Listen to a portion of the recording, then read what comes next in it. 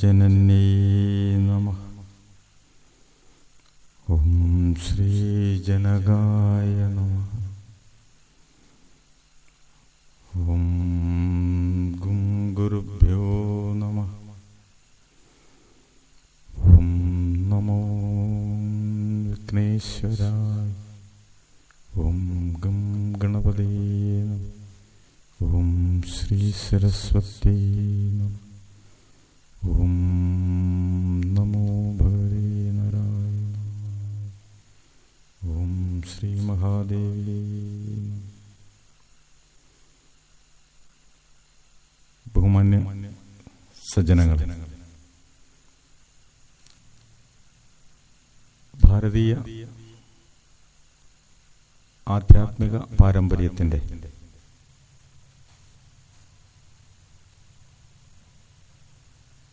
ഒഴിവാക്കാനാകാത്ത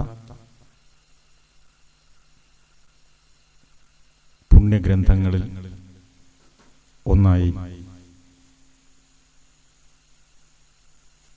ശ്രീ സഹസ്രനാമം നാം അംഗീകരിക്കപ്പെട്ടിരിക്കുകയാണ്.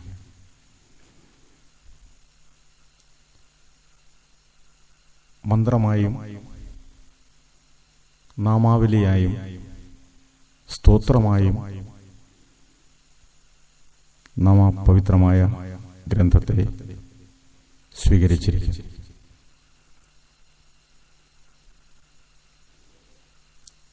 മൂന്ന് ഭാഗങ്ങളിലായി അതിൻ്റെ പ്രാധാന്യം വിവരിക്കുന്നു. ഒന്ന് അതിൻ്റെ പ്രവേശം, ഭഗവത് സഹസ്രനാമ സ്തോത്രം, അതിൻ്റെ ഉത്പത്തിക്ക് ഇടയായ സാഹചര്യം. രണ്ട്, സഹസ്രനാമം, ഭഗവാന്റെ 1000 നാമങ്ങൾ. ആ നാമം നാം ഭക്തിയോടെ ഉച്ചരിക്കുമ്പോൾ നമുക്ക് ലഭിക്കുന്ന ഫലശ്രുതി. ഇങ്ങനെ 3 ഭാഗങ്ങളായിട്ടാണ് അത് നമുക്ക് ലഭിച്ചിരിക്കുന്നത്. അതിൽ ഒരു ഭക്തന്റെ ഇഷ്ടമനുസരിച്ച് അതിൻ്റെ പ്രവേശകവും നാമവും മാത്രമായും, അല്ലെങ്കിൽ ഭഗവാന്റെ 1000 പേരുകൾ മാത്രമായും ഒക്കെ ഭക്തന്റെ ഇഷ്ടമനുസരിച്ച് നാം അത് ചൊല്ലുകയാണ് ചെയ്യുന്നത്. അത് ചെയ്യുമ്പോൾ ഒരു സ്തോത്രമായാലും മന്ത്രമായാലും നാം അതിൻ്റെ അർത്ഥവും കൂടി അറിഞ്ഞ് ചെയ്യുമ്പോൾ അതിന് ഫലം ഏറും എന്ന കാര്യത്തിൽ തർക്കമില്ല. അതുകൊണ്ട് തന്നെ അതിൻ്റെ അർത്ഥം അറിഞ്ഞു ചൊല്ലുവാൻ നമ്മളൊക്കെ ശ്രമിച്ചിട്ടുണ്ട്. അങ്ങനെയാണ് ചെയ്തുകൊണ്ടിരിക്കുന്നത്. ഇവിടെ ആ പ്രവേശകത്തിൻ്റെ അർത്ഥം ഒന്ന് വിശകലനം ചെയ്യാനുള്ള ശ്രമമാണ്. അതാരെയും പഠിപ്പിക്കാനല്ല, പഠിക്കാനായി ചെയ്യുന്ന ഒരു ശ്രമത്തിൻ്റെ ഭാഗം. അതറിയാൻ വേണ്ടി ആഗ്രഹിക്കുമ്പോൾ ആ ആഗ്രഹം അല്പം ശബ്ദത്തോടെ ആകുന്നു എന്ന് മാത്രം. അത് മറ്റൊരാളിനു കൂടി പ്രയോജനപ്പെടുന്നുവെങ്കിൽ തീർച്ചയായും സന്തോഷമുണ്ട്. എന്താണ് സഹസ്രനാമം? ആ സ്തോത്രം ശ്രീമദ് ഭഗവത്ഗീത പോലെ മഹാഭാരതത്തിന്റെ ഒരു ഭാഗം പ്രത്യേകമായി എടുത്ത് ഒരു സ്വതന്ത്ര കൃതിയായി നാം സ്വീകരിച്ചു പോരുന്നു. സഹസ്രനാമ സ്തോത്രവും അങ്ങനെ തന്നെയാണ്. ശ്രീ മഹാഭാരതത്തിലെ 13ാമത്തെ പർവമായ അനുശാസന പർവം. ആ അനുശാസന പർവത്തിലെ 149ാമത്തെ അധ്യായത്തിലാണ് ഈ വിഷ്ണു സഹസ്രനാമം ഉൾക്കൊള്ളുന്നത്.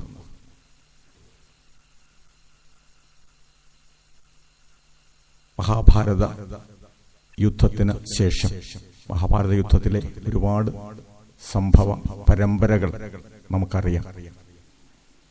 ആത്യന്തികമായി വിജയം നേടിയ പാണ്ഡവർ ശരശയ്യയിൽ കിടക്കുന്ന ഭീഷ്മ പിതാമഹന്റെ അടുത്തേക്ക് എത്തുന്നു. യുധിഷ്ഠിരനും, പാണ്ഡവരിൽ മൂത്തവനായ യുധിഷ്ഠിരനും ഭഗവാനും ഭീഷ്മ പിതാമഹന്റെ അടുത്തേക്ക് എത്തുകയും അദ്ദേഹത്തിന്, യുധിഷ്ഠിരന് ഭീഷ്മ പിതാമഹൻ ധർമ്മോപദേശം ചെയ്തു കൊടുക്കുകയും ചെയ്യുന്ന ആ ഭാഗത്താണ് ഭഗവാന്റെ 1000 പേരുകൾ ഉപദേശിക്കുന്നത്. അതിനെയാണ് നാം പ്രത്യേകമായി എടുത്ത് വന്ദന ശ്ലോകങ്ങൾ കൂടി ചേർത്ത് വിഷ്ണു സഹസ്രനാമം എന്ന നിലയിൽ സ്വീകരിച്ചിട്ടുള്ളതും നാം അത് ഭക്തിയോടെ പാരായണം ചെയ്യുന്നത്. അവിടെ 7 സ്തുതികൾ ആദ്യ ഭാഗത്ത് നൽകിയിട്ടുണ്ട്. അത് ശരിക്കും മഹാഭാരതത്തിൽ അന്തർഗതമല്ല. ശുക്ലാംബരധരം എന്ന് തുടങ്ങുന്ന ശ്ലോകം അത് സ്കന്ദപുരാണത്തിൽ ഉൾപ്പെട്ടിട്ടുള്ളതാണ് എന്നാണ് എൻ്റെ ധാരണ. മറ്റുള്ളവയൊക്കെ ഏത് കൃതിയിൽ നിന്ന് എടുത്തിട്ടുള്ളതാണ് എന്നതിനെക്കുറിച്ച് എനിക്ക് ധാരണയില്ല. എന്തായാലും അവ ഭഗവാന്റെ പേരുകൾ ഉൾക്കൊള്ളുന്ന കീർത്തനത്തിന്റെ, സ്തോത്രത്തിന്റെ, മന്ത്രത്തിന്റെ ആദ്യ ഭാഗത്തെ സ്തുതിയായി ചേർത്തിട്ടുള്ളത് വളരെ അന്വർത്ഥമാണ് എന്ന് മാത്രം. ആ ശ്ലോകങ്ങളുടെ അർത്ഥം ഒന്നറിയാൻ വേണ്ടി ശ്രമിക്കാം.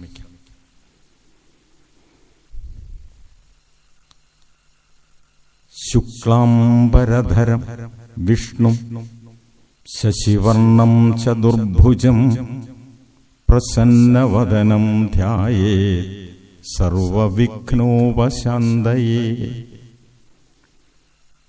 ഇത് വിഷ്ണുവിനെയാണോ ധ്യാനിക്കുന്നത് അതോ വിഘ്നേശ്വരനെയാണോ എന്നിങ്ങനെ ചിലരിലെങ്കിലും സംശയമുണ്ടായി കേട്ടിട്ടുണ്ട്. ഇവിടെ വിഘ്നേശ്വരനെ തന്നെയാണ് ധ്യാനിക്കുന്നത് എന്ന് നമുക്ക് വിശ്വസിക്കാം.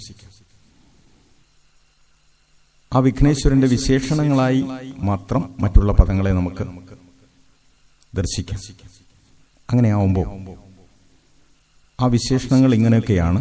ശുക്ലാംബരധരം, ശുക്ലം വെളുപ്പാണ്, വെളുത്ത അംബരം വസ്ത്രം ധരിക്കുന്നവൻ, ശുക്ലവർണമായ വസ്ത്രം ധരിച്ചവനും. വിഷ്ണുവും, വിഷ്ണു എന്നുള്ളതിന് സർവവ്യാപി എന്നാണ് അർത്ഥം.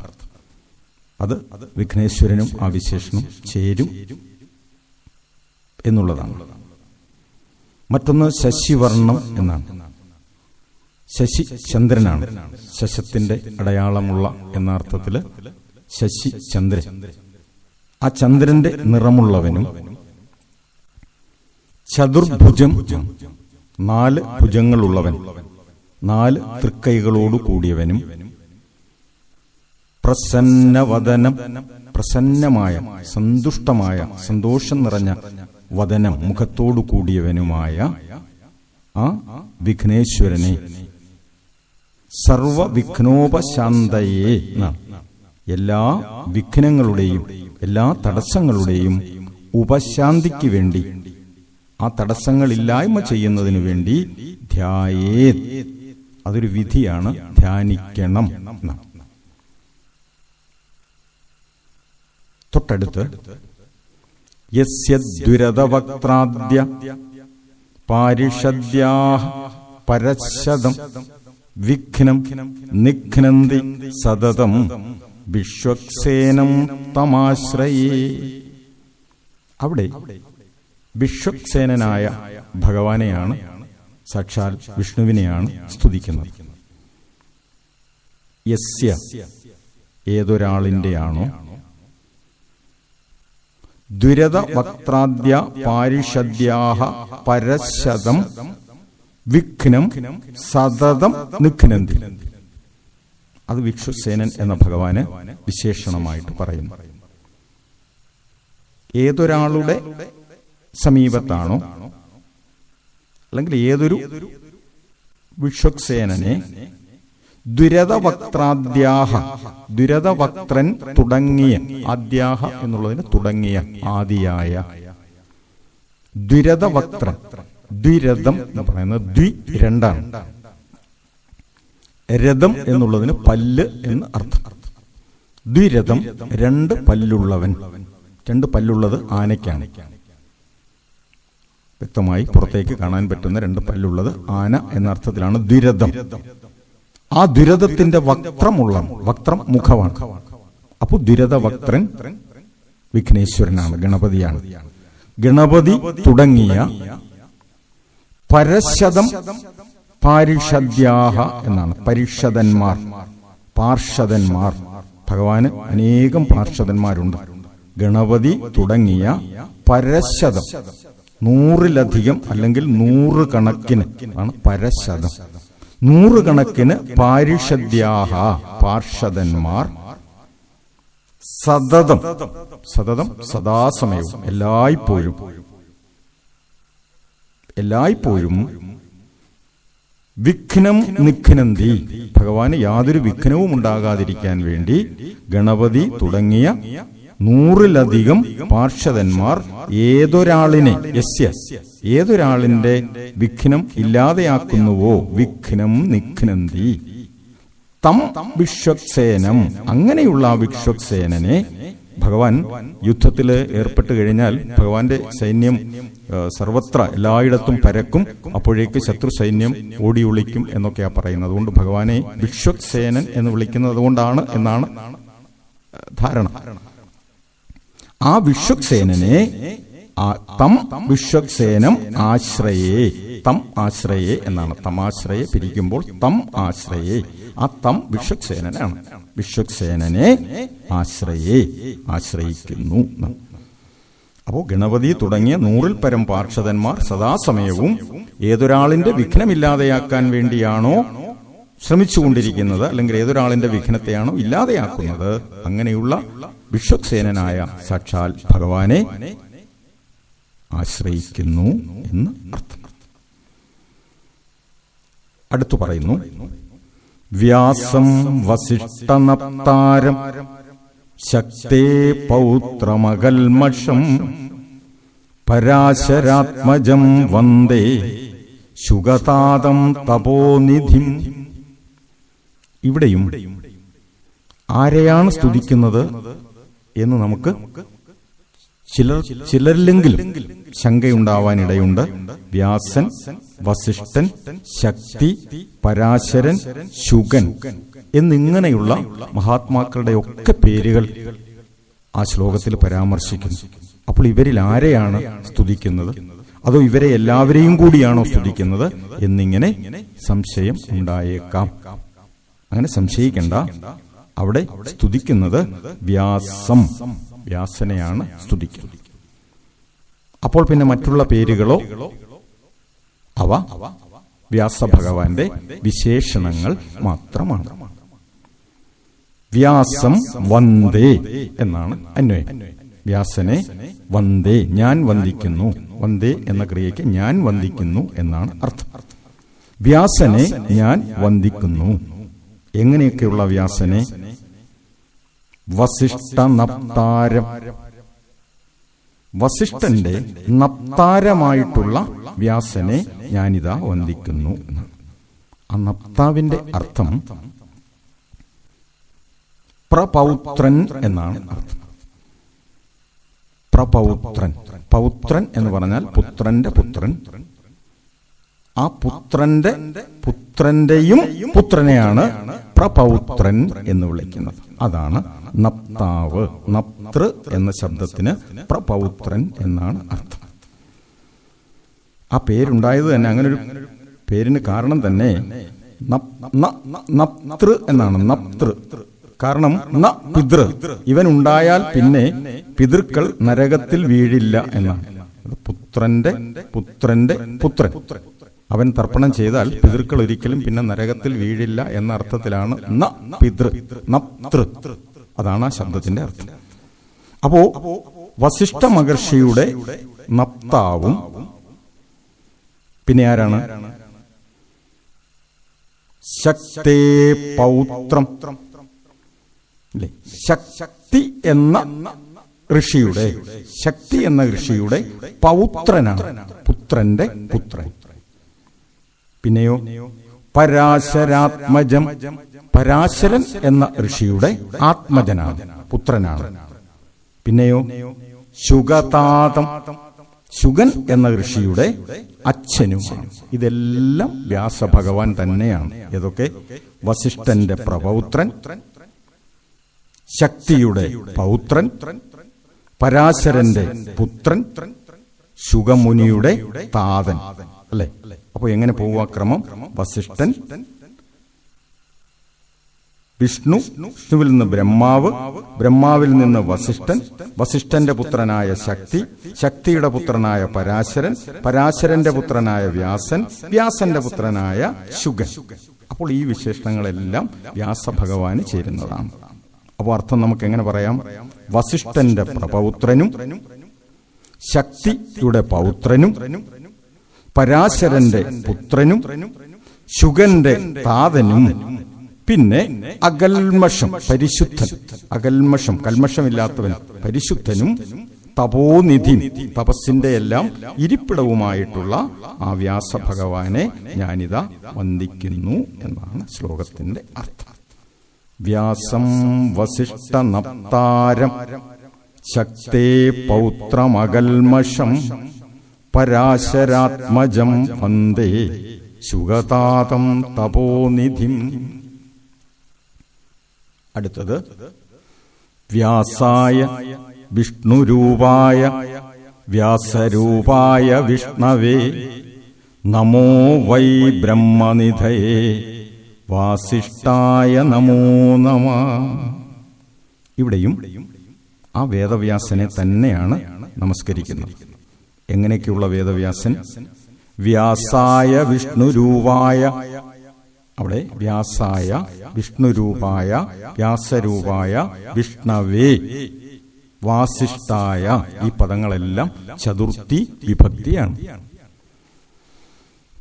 കാരണം നമസ്കരിക്കുക എന്ന ക്രിയ പ്രയോഗിക്കുമ്പോൾ ആരെയാണോ നമസ്കരിക്കുന്നത് ആ വ്യക്തിയെ കുറിക്കുന്ന പദം ചതുർത്ഥി വിഭക്തിയിൽ പ്രയോഗിക്കണം എന്നാണ് സംസ്കൃത ഭാഷയിലെ വ്യാകരണ നിയമം. അതുകൊണ്ടാണ് നമ്മൾ നമസ്കരിക്കുക എന്നുള്ളതിന്റെ തൊട്ടുമുമ്പുള്ള എല്ലാ ശബ്ദങ്ങളും ചതുർത്ഥിയിലാണ് പ്രയോഗിക്കുന്നത്. കൃഷ്ണായ നമഃ, വാസുദേവായ നമഃ. അത് അകാരാന്ത ശബ്ദമായതുകൊണ്ട് ആയ എന്ന് അവസാനിക്കും. ഉകാരാന്ത ശബ്ദമാണെങ്കിൽ ഗുരു, ഗുരവേ, വിഷ്ണു, വിഷ്ണവേ, ശംഭു, ശംഭവേ, അതും ചതുർത്ഥിയാണ്. വിഷ്ണവേ നമ, ശംഭവേ നമ, ഗുരവേ നമ എന്നിങ്ങനെ. ഇനി അത് സ്ത്രീ രൂപങ്ങളാകുമ്പോൾ ഐ എന്നിങ്ങനെ അവസാനിക്കും. ദേവ്യൈ നമ. അങ്ങനെ ഇവിടെ വ്യാസായ വിഷ്ണുരൂപായ എന്നാണ്. അതായത് വിഷ്ണുവിന്റെ രൂപത്തിലുള്ള വ്യാസനായിക്കൊണ്ട് ഞാനിതാ നമിക്കുന്നു. ഭഗവാന്റെ രൂപത്തിൽ തന്നെയാണ്, ഭഗവാന് തുല്യൻ തന്നെയാണ്, അല്ലെങ്കിൽ ഭഗവാൻ തന്നെയാണ് ആര്? വ്യാസൻ.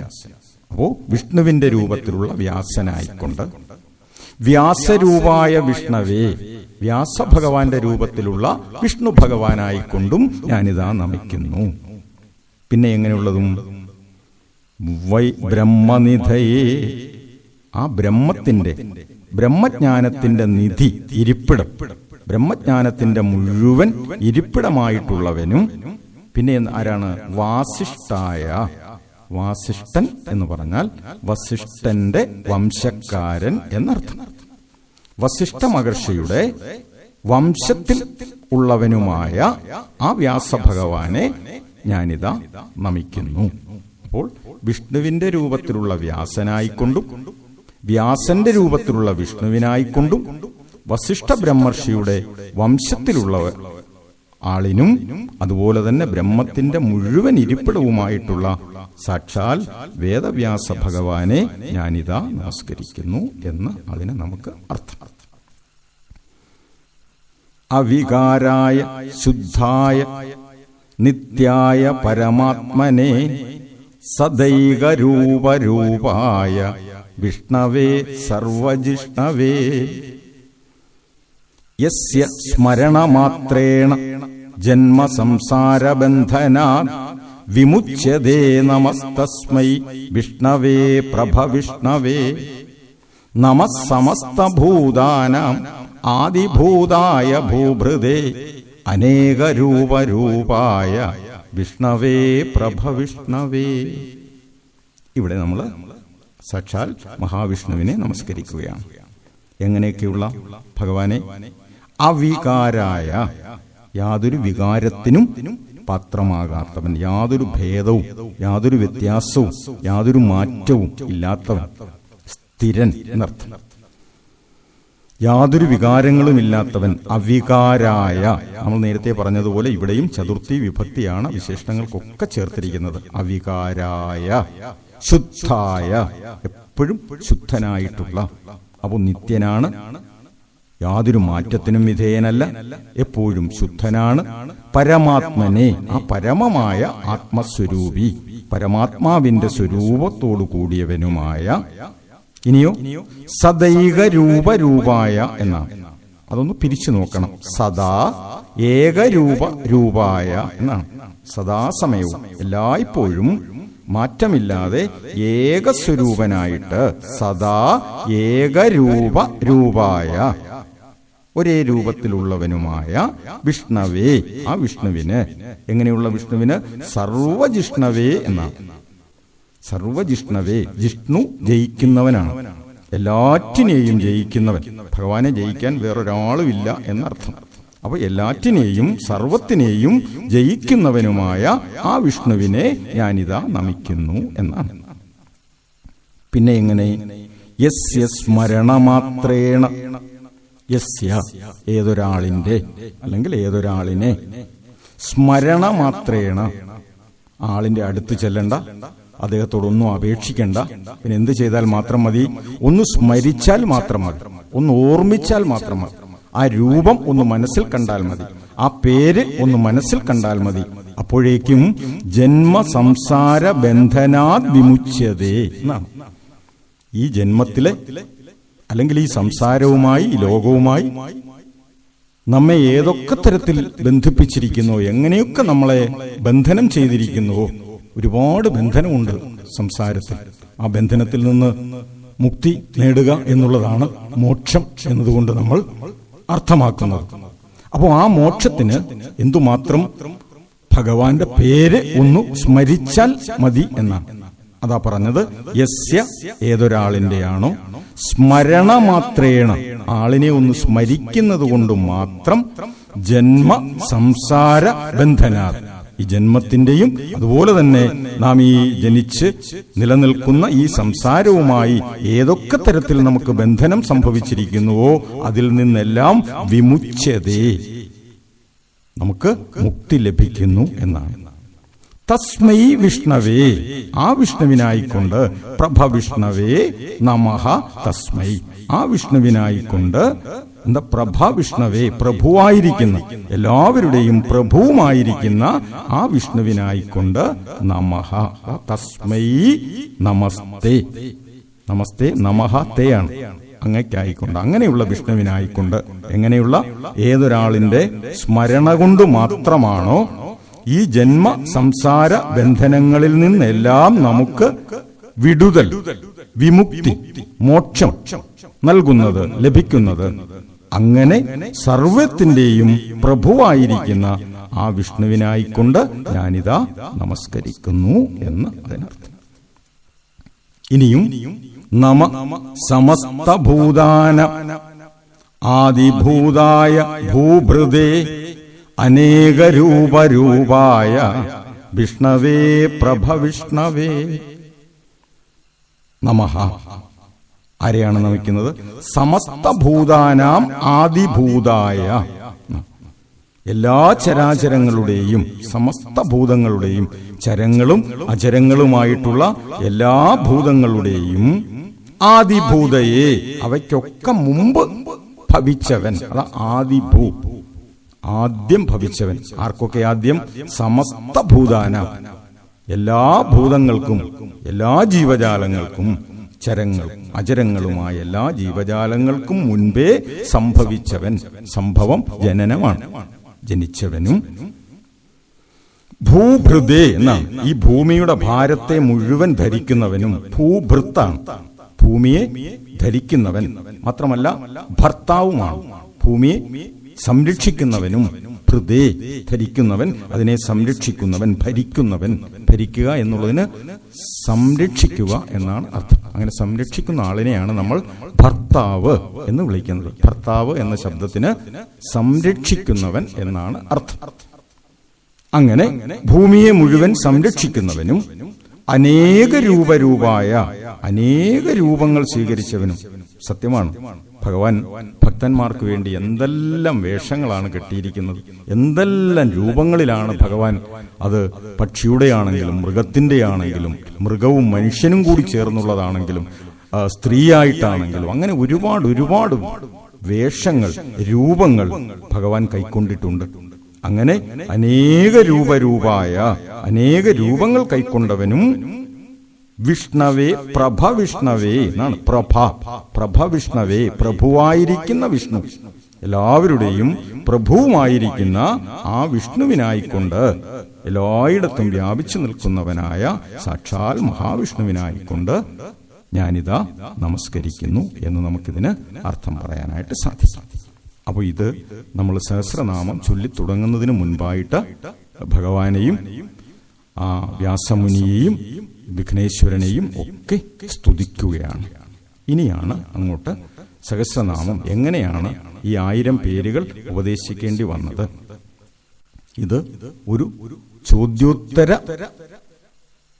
രൂപത്തിലുള്ള, അല്ലെങ്കിൽ ഒരു സംവാദത്തിന്റെ അനന്തര ഫലമാണ് ഈ 1000 പേരുകൾ ഉപദേശിക്കേണ്ടി വരുന്നത് എന്നുകൂടി നമ്മൾ അറിയേണ്ടതായിട്ടുണ്ട്. എന്തൊക്കെയാണ് ആ സംവാദം? യുധിഷ്ഠിരൻ സാക്ഷാൽ ഭീഷ്മ പിതാമഹനോട് എന്തൊക്കെയാണ് ചോദിച്ചത്, എന്തൊക്കെയാണ് അതിന് ഭീഷ്മ പിതാമഹൻ പറഞ്ഞ മറുപടി എന്നുകൂടി നമുക്ക് അറിയേണ്ടതായിട്ടുണ്ട്. അത് നമുക്ക് അടുത്ത ഒരു സമയം അതിനെക്കുറിച്ച് നമുക്ക് ചർച്ച ചെയ്യാം. ഇത് ഒരു കാര്യം കൂടി, ഇതൊരു ആരെയും പഠിപ്പിക്കാനല്ല, പഠിക്കാനായുള്ള ശ്രമം. അത് ശബ്ദത്തോടുകൂടി ആയി എന്ന് മാത്രം താല്പര്യമുള്ള സജ്ജനങ്ങൾ അത് ശ്രവിച്ചാൽ, സ്വീകരിച്ചാൽ സന്തോഷം. അത് പ്രയോജനമാകട്ടെ, പ്രയോജനപ്പെടട്ടെ എന്ന് ആഗ്രഹിക്കുന്നു. ഈ വാക്കുകൾ ഭഗവാന്റെ പാതാരവിന്ദത്തിൽ സമർപ്പിക്കുന്നു. നന്ദി.